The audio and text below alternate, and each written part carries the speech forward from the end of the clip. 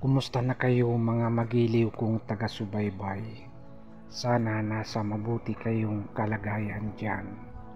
Ang pinakatampok ng ating kwento ngayon ay hango sa totoong buhay ng aking Lolo Ingo noong kapanahunan pa niya. Nangyari ang kwentong ito sa Agusan del Sur, Mindanao. Isang araw, nakikita ko ang aking Lolo Ingo nasa duyan. Habang nasa duyan siya, ay sumisipol-sipol habang binibilot niya ang kanyang tabako. Kitang-kita ko na ang aking lolo maganda ang kanyang pakiramdam. Ito na siguro ang magandang pagkakataon para ako'y patuloy niyang kwentuhan sa kanyang mga karanasan noong kapanahunan niya. Dali-dali naman akong lumapit sa aking lolo. Lolo, pwede mo ba akong kwentuhan uli yung mga kwento mo nung mga nakaraang panahon? Apo, marami akong mga kwento, pero mas mainam kung mayroon akong nginanganga habang ako'y nagkukwento sa'yo. Ubos na apo ang aking nganga.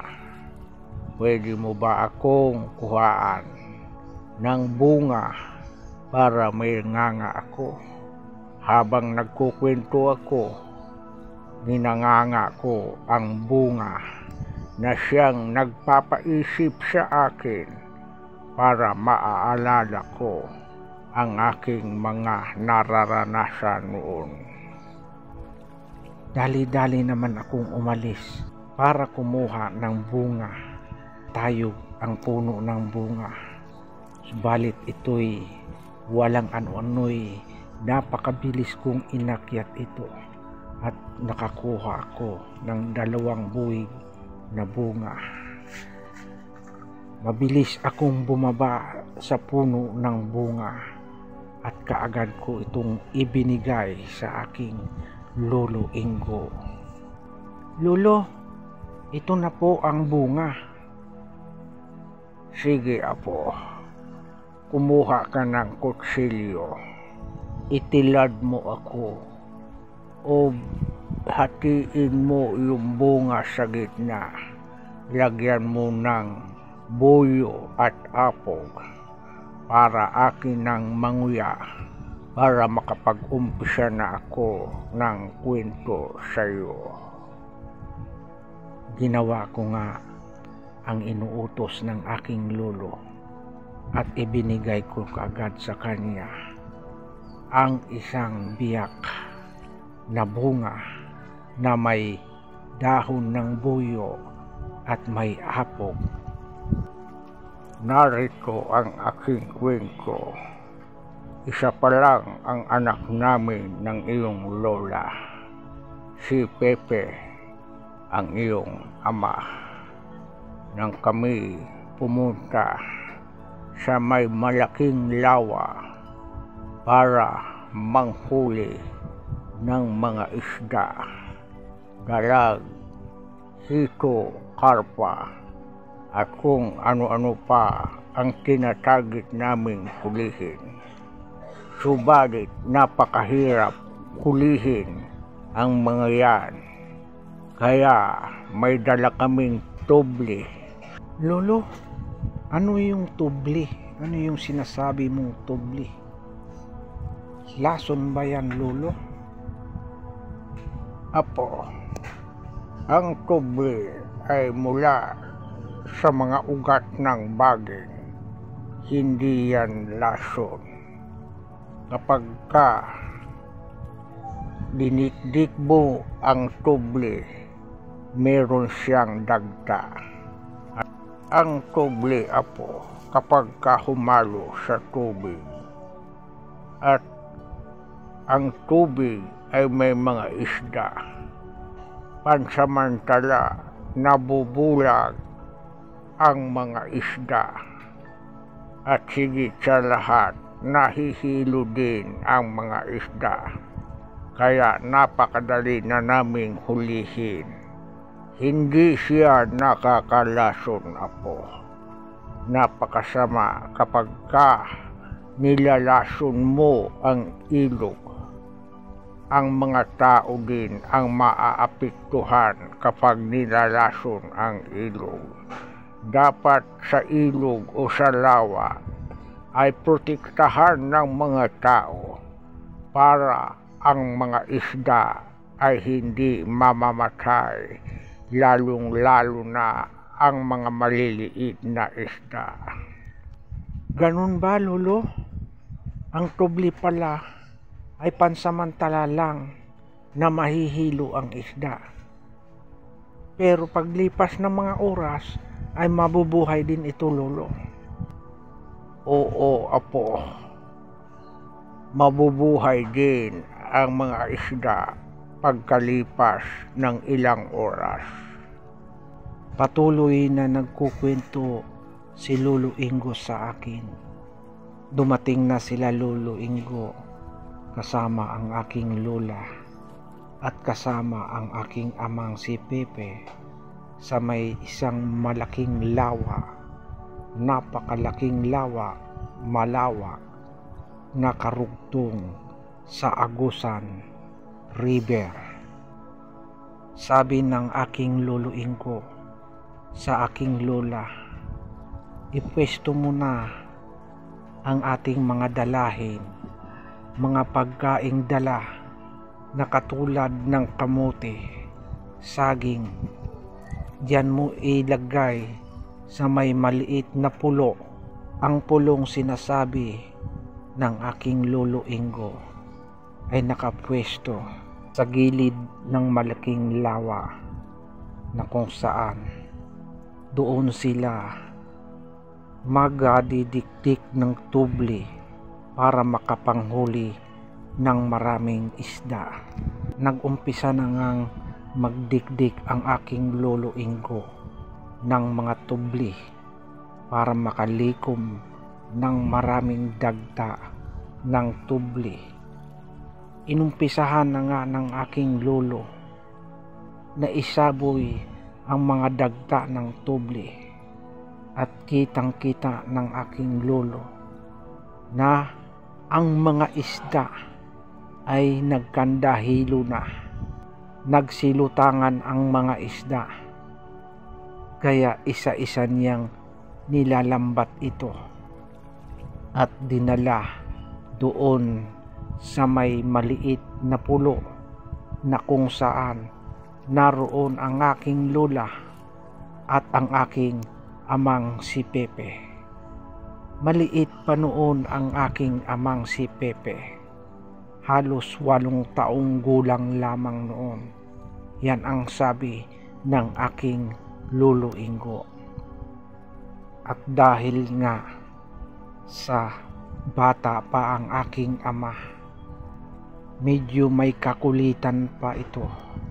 Umakyat ang aking ama sa may puno, sa may sanga. Siya nakapwesto. Tanaw na tanaw niya ang kalakihan ng lawa at siya ang nagiging spotter ng aking Lolo Ingo kung saan naroon ang mga nahihilong isda. Siya ang nagsasabi kay Lolo Ingo na kung saan nakapwesto ang mga isda, sapagkat kitang-kita niya, tanaw na tanaw niya ang baba, lalo na ang kalawakan ng lawa. Ang ginawa naman ng aking Lolo Ingo sa bawat huli ng aking lolo ay inihagis niya ang mga isda sa aking lola at sinabihan niya ang aking lola mag-umpisa ng mag-ihaw ng isda para maging ulam nila habang manghuhuli si Lolo Ingo ng mga isda. marami-rami na ring nahuhuli si Lolo Ingo na mga isda. At ang aking lola naman ay nag-umpisa ng magsiga na kung saan nakatungtong siya sa parang lupang nakalutang sa may lawa. Nag-umpisa ng mag-ihaw ng isda ang aking lola. Habang nag-iihaw ang aking lola, tuwang-tuwa naman ang aking amang si Pepe na kung saan naroon pa rin sa puno nakatanaw sa baba. Palaki ng palaki na ang apoy sa ginawang pagsiga ng aking lola na kung saan doon siya nag-iihaw ng mga isda. Lumawak na ang apoy, kumalat na ito sa pulo na kinaroroonan ng aking lola. Lumipas ang ilang sandali, biglang nagulat ang aking Lolo Ingo at ang aking amang si Pepe sa isang malakas na sigaw.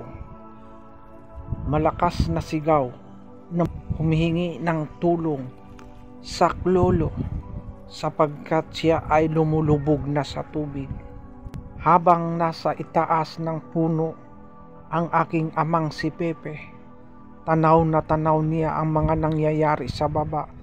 Kitang-kita niya ang aking lola naglupasay na sa tubig at humihingi ng saklolo. Dali-dali namang lumangoy ang aking lolo papunta sa aking lola. Ang sabi ng aking lolo sa aking lola, "Anong nangyari sa'yo? Nasaan na yung pulo? Nasaan na yung pulong tinungtungan mo?" Ang sabi naman ng aking lola, nawala yung pulo. Biglang lumubog ang pulo. Kitang-kita naman ng aking amang si Pepe na kung saan naroon siya sa may puno. Nakita niya ang mga nangyayari sa baba. Kitang-kita din niya ang paglubog ng pulo. Pinagmamasdang mabuti ng aking amang si Pepe kung bakit lumubog ang pulo. Kitang-kita naman niya ang pagbuka ng mga paa ng isang dambuhalang buhaya. Ang pulo pala ay isang malaking buhaya. Napakalaking buhaya. Kaya takot na takot ang aking amang si Pepe, lalo namang umakyat ang aking ama na si Pepe sa tuktok ng puno para matanaw niya ang isang dambuhalang buhaya kung saan na pumunta. Kitang-kita niya ang dambuhalang buhaya. Pumupunta ito, lumabas sa isang malaking lawa. Patuloy itong lumalangoy hanggang sa Agusan River. Iniligtas naman ng aking lolo ang aking lola sa tiyak na kapahamakan sapagkat ito'y naglulupasay na sa gitna ng lawa. Nang marating na ng aking lolo at lola ang tabi ng lawa, pansamantalang umupo sila, nagpapahinga sa tabi ng lawa. Lahat ng nahuli nilang isda ay lumubog, naglaho na parang tula. Ang aking ama naman na si Pepe ay bumaba na rin sa puno. Nang makababa na ang iyong amang si Pepe sa puno, tinanong ko kaagad siya kung ano ang kanyang nakikita sapagkat ako naman ay hindi ko makikita ang nangyayari. Ang napansin ko lang, lumubog na ang iyong lola. Wala na rin ang pulong kinaroroonan ng aking asawa. Ang nakikita ng iyong amang si Pepe ay isang dambuhalang buhaya. Nasa tanang buhay namin ay hindi pa namin nakikita yun. Napakalaking buhaya. Ang akala namin ay pulo lamang ang kinaroroonan ng iyong lola.